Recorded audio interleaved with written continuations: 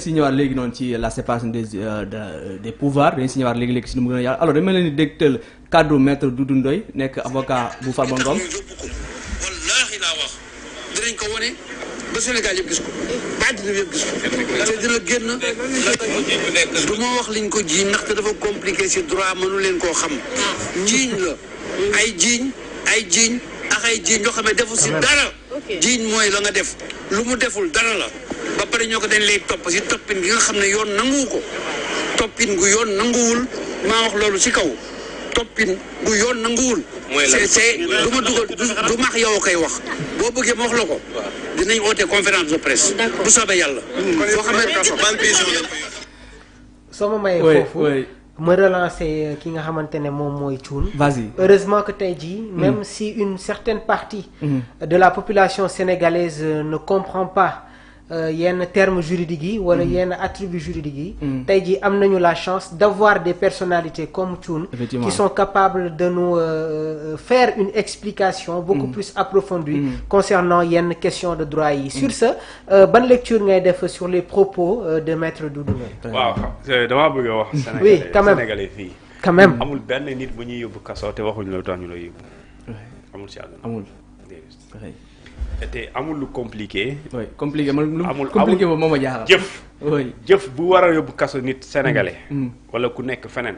te ñu tënk ko ci code pénal. amul jëf boo xamante ni mënuñ koo expliquer te boo ko waxee nit ñi duñ ko comprendre. il faut respecter les sénégalais quand même. c'est des infractions. des infractions soit yoo xamante ni qui relève du crime. ou bien qui relève du délit.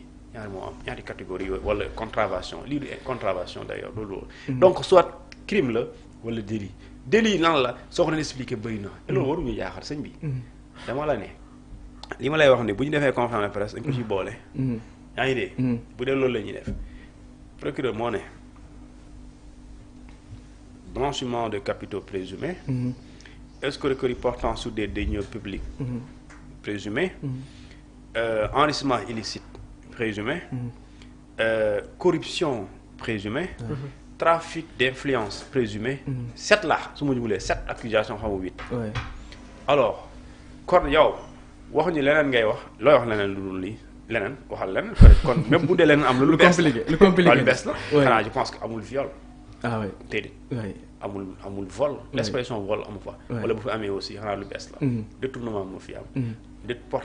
escroquerie portant sur des deniers publics. Trafic d'influence. Corruption. Enrichissement illicite. Blanchiment de capitaux. Présumé.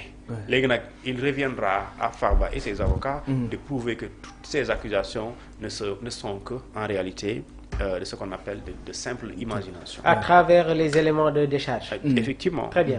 C'est ça.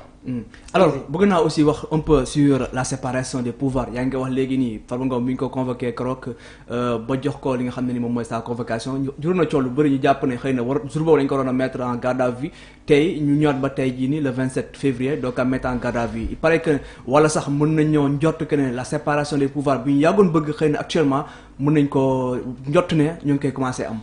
waaw man maa ngi leen di gën a invité sax ñooñu nga xamante ni ñooy incarner les pouvoirs exécutifs. ñu sa abstenir di commentaire sax li nga xam ne mooy l'actualité judiciaire. c'est important aussi. maanaam quand je dis l'actualité judiciaire de commenter même certaines décisions de justice. Ça les aidera à prouver qu'il y a une séparation nette des pouvoirs. Pour qu'il y ait une application. Effectivement. Oui. Parce que séparation des pouvoirs idéal la démocratique. donc dans un état de droit dañ koy bëgg. mais du wax kese jëf la. et jëf bi aussi c'est lu nit ki sentir ne. réew mi ñi war a doxal yoon ñu ngi doxal yoon en toute liberté. en toute indépendance en toute objectivité. mais aussi en toute impartialité. sans aucune présence d'une quelconque lu ñu tuddee pression politique ou sociale. su boobaa ñooñu di joxe. le verdict yi di décision yi ci turu Sénégalais lañ koy jox. mais aussi mu bañ a am une catégorie de personnes un groupe justement bu affilié wu état. pour di ko dicter lu muy def. et je pense qu'aujourd'hui jusque là aucun élément d'accord bi wane ne il y a eu ce qu'on appelle une pression politique wala une pression sociale. parce que sànq maa ngi dégg Mbow nga ne ko. lan mo est-ce que waa APR jàpp nañ ko est-ce que bougé wul wala defuñ manifestation. alors c'est-à-dire aujourd'hui manifester c'est un droit. Tu vas manifester pour dire quoi? Tu vas dire libérer-le, c'est ça? Tu vas dire que oui, injustement incarcéré, c'est ça? Ah ben, pour moi, la manière bi nga xamanteni nga wara taxaw mooy, on a arrêté votre camarade de parti, alors on l'accuse d'avoir tel fait. Alors est-ce que ces faits-là sont avérés? Alors aide-le à prouver qu'il est innocent. Aide-le à faire tort au procureur qui pense que Farba est coupable.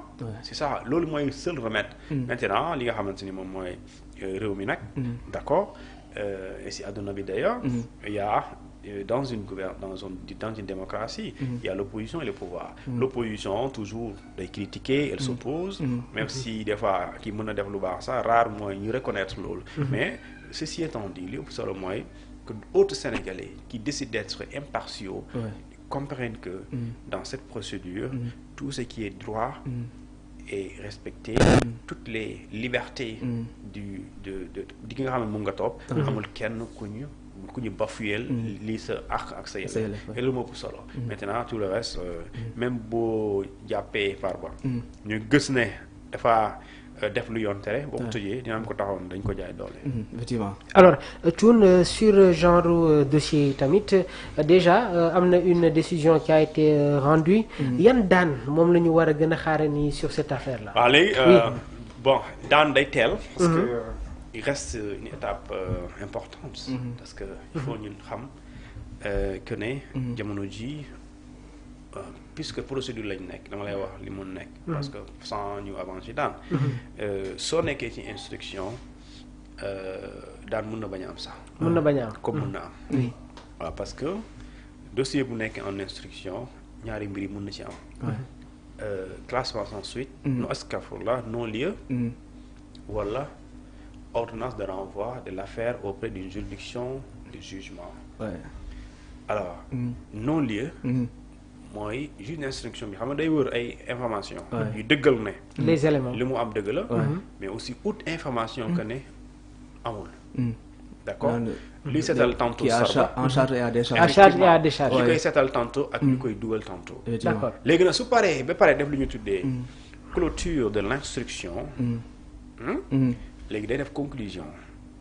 Gis naa li war a tax ma yóbbu ko ñu àtte ko, wala gis naa li war a tax deful dara kat jaru ko, mu daal di def lu ñuy tuddee un non-lieu. Et non-lieu mooy coow bi fii la yem, àtte du am. xam nga kon amul doo wax daan kon.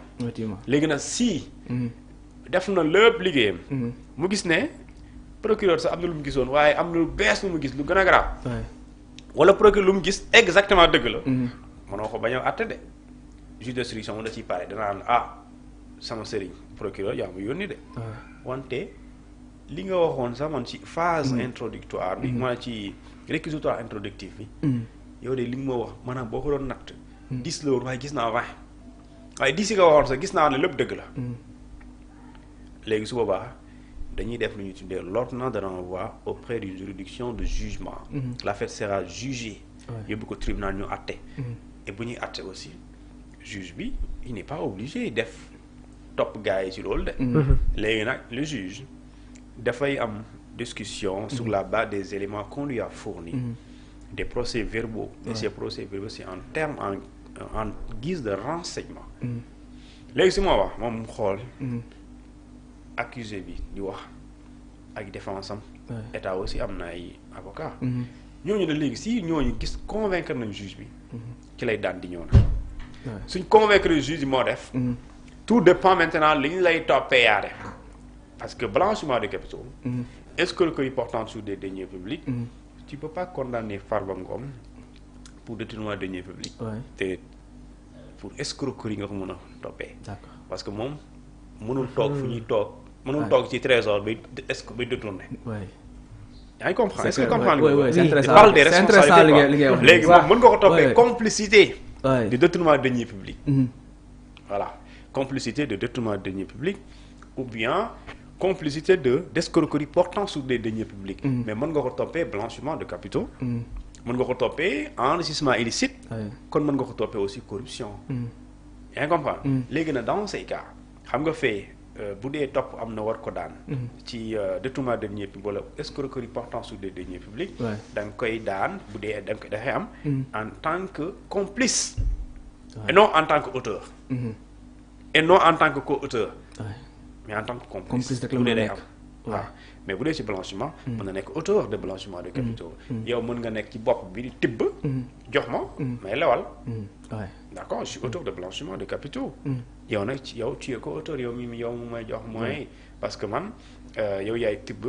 man may setal. tibbal envoyé ma 100 millions. 100 millions yi génn. nga envoyé ko sama société. d'accord ma dem jënd si ñaari terrain tabax ci immeuble. ñu loué. après kan mooy xam ne kon moo xamoo je dis blanchiment. et là tu risques entre 3 ans ba 7 ans. blanchiment de détournement de deniers publics sëñ bi 7 ans la jëm. alors Mamour ñu ngi nuyu si internet yëpp. gis nañu déjà seen réaction Thiat nee na débat haut niveau donc Thiat ñu ngi nuyu bu baax a baax a baax Askia F macha allah DKR ñu ngi leen nuyu ñëpp ah. Mamour avant ñu ñëw. daa am benn internet bu poser benn question donc ñoom aussi. si débat bi lañ bokk donc vous posez aussi vous pouvez poser vos questions dinañ ko jottali ki nga xam ne ni moom mooy le juriste Thioune Samba Mbaye nee na xaalis bi nag. xaalis nag mooy. xaalis bi ñu tudd 125 000 xam naa moom lay laajte. ah moom la ñuy wër. nu ñuy def ba jot si xam naa moom mooy sa question. non xaalis bi xam nga. tuuma la. xaalis bi mooy puisque noonu la ko waxee. oui. procureur Saint-Type moo ko ne. ñun danoo jot ay renseignements yi tuddee ko DOS. déclaration d'opération suspecte. jàppal ne financière bu la neexee. mais DOS. léegi ñu ne loolu DOS boobu. dafa tourner diggante ay nit ay compte bancaire tantôt day jóge trésor mu dugg ci compte privé nit particulier tantôt mu jóge ci compte entreprise tantôt mu dugg ci beneen compte entreprise mais lu ci xaw a doy waar day dugg fii dugg fee mu duggaat encore fii maanaam jottalante transaction opération financière am na ñu ne léegi bu ñu xoolee calcul boobu ñu def ko mu ngi toll provisoirement les expressions ont leur sens maanaam ci diggante bi de mu ngi tolluwaale comme ça veut dire que mën na ëpp et li ko mën a ëppal mooy enquête donc loolu la léegi ñu ne mën na tolluwaale mu ngi tolluwaale boobu plutôt 125 milliards ça veut dire 125 milliards c'est pas de l'argent retrouvé dans un compte mais c'est de l'argent qui a circulé dans plusieurs comptes après le cumul ça fait un montant de 125 milliards provisoirement et qui touche à plusieurs personnes ou entités, entreprises, organismes, whatever, comme tu voudras. Léegi ñu ne léegi lii xamuñu lan la waaye njort nañ ne daal ñi ko lu ñu def jëf ji la mais ñi tax ñu mën ko réaliser ils ont utilisé des mécanismes sophistiqués pour def ko parce que je te rappelle que li nga xamante moom mooy infraction financière ak économique blanchiment de capitaux détournement de deniers publics mënuloo ko def lu dul da ngaa am ingéniosité financière très bien da ngay xarañ y a des avocats ñoo xamante ni ñoom bu dee da ngaa décider nekk ci loolu xam nañ la yoon dafa tere de mais mun nañ la jàppale ba ñu ne la bis bi ñu découvrir coow li ñu won la moyens yi nga xam ngay utiliser même bu dee feeñ na feeñ boobu di nga wut prondox nu booy nooy génnee autant que également y a des financiers ñoo xamante ni xam nañ ne lii yoon tere na ko d'accord le droit bancaire tere na ko waaye ñu ne la kaa ñu won la ni ngay sàccee xaalis nga làqu ko fële ci paradis fiscaux yi c'est pas notre problème pare nga fay ñu defal la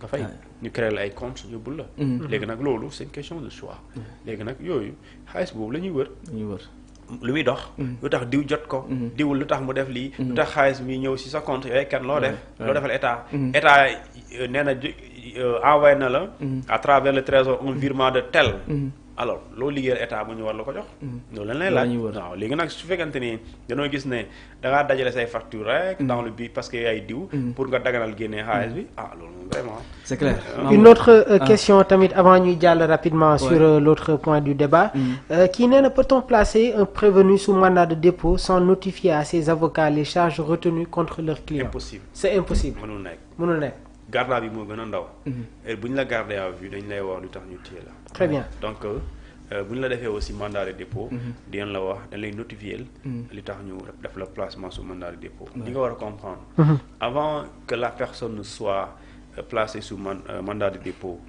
la personne on lui demande de signer son PV d'audition si PV d'audition avant koy signer dañ laan pare nañ audition bi léegi liiral comme genre brouillon la soo koy liir suñ la su dee déggoo tubaab say avocat dañ la koy traduire la su dee déggoo tubaab amoo avocat ki lay déglu da la koy traduire ci langue bi nga dégg parce que dañu bañ erreur léegi yow su la neexee nga bañ a signer waaye même boo bañ a signer ça n'empêche pas ñu continuer def li ñuy def yaa ngi dégg kon léegi soo demee ba signer wala nga bañ a signer dinañ la ne sëñ bi nag nga baal ñu waaye garde à vue la lu tax ñu def la garde à vue jëf ji la loolu amul kenn ku ñuy garde à vue plutôt mandat de dépôt ñu def la ko te notifié wuñ la lu tax amul ci àdduna bi d'accord donc alors même bu ñu waxee loolu amul donc sur toujours sur cette même question donc moom tamit nee na pourquoi maître Doudou Ndoye parle de méconnaissance sur la mise en accusation de Farba. Mais ça c'est un avocat qui parle.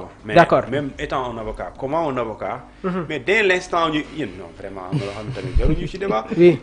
bu ñu njëkkee ñëw. lu tax dégluwuñ ko le même jour ba ñu renvoyé affaire bi le 27.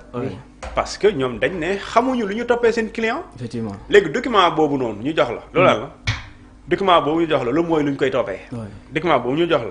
te ñoom boo leen laajee ñaata page la xam nañ ay dizaines de pages. bu ma joxe ay yeneen yu bëri. waaw ñoom xam na ñaata page la. ces pages là c'est des informations. des chefs d'accusation. chef bu ne. ñu expliquer fait yi. léegi nag loolu la ñuy traité ci kanamu juge bi loolu la ñu waxtaanee nii. ñu gis ne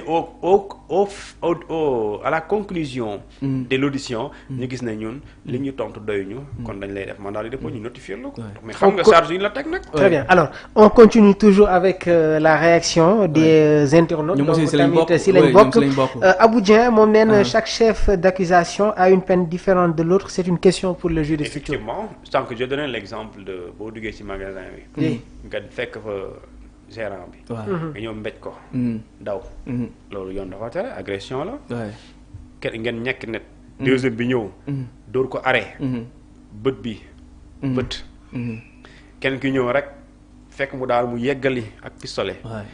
ñun ñëpp di ngeen def yoon tere na ko. te bu ñu leen di daan doo leen bokk. yow da nga ñëw agression wala violation de domicile mooy yow mi agressé ñëw dóor ko. mais yow mi ko gaañ dóor ko bët mais da nga ko ne coup et blessure volontaire. loolu lay teg. mais yow mi ko dóor fetal. assassinat la. xam nga ñeen ñett leen. est-ce que ki ñëw kat ji loxo da nga koy àtte assassinat. il n'a assassiné personne. bokkul du crime. mais def na lu yoon tere. da koy daan ñoo ànd. peut-être ay xarit lan. waaye seen jëf yi bokkul. très bien kii daa ñëw. mbéj ko. mu dem. agression violation de domicile. kii daa ñëw may la benn arrêt coup. sa bët bi bët. coup et blessure volontaire. dañ lay daan coup et blessure volontaire. peine coup et blessure volontaire. kii daa ñëw dóor ko pistolet mu faatu.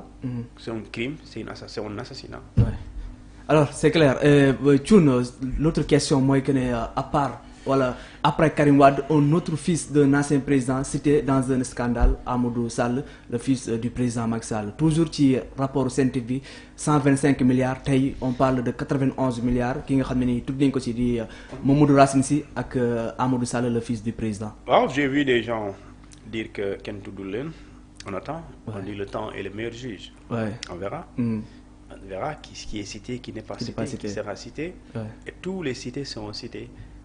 Bien, tous les cités seront cités. Et loolu wax la. léegi nag ku mu neex bu ñu la tuumaalee nga ne bokk aussi. mais